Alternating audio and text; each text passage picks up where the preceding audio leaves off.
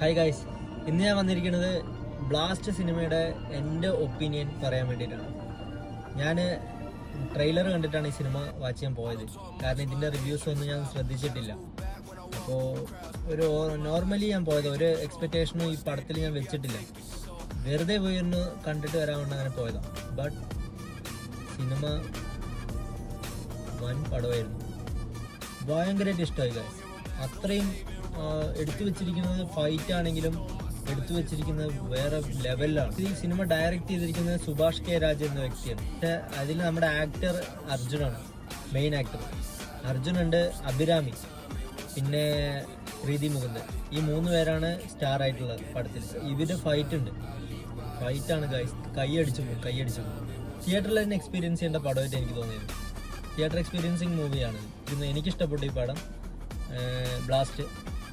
നിങ്ങളും ഒന്ന് തിയേറ്ററിൽ പോയി വാച്ച് ചെയ്ത് നോക്കൂ, എങ്ങനെയുണ്ടെന്ന് അഭിപ്രായം പറയും.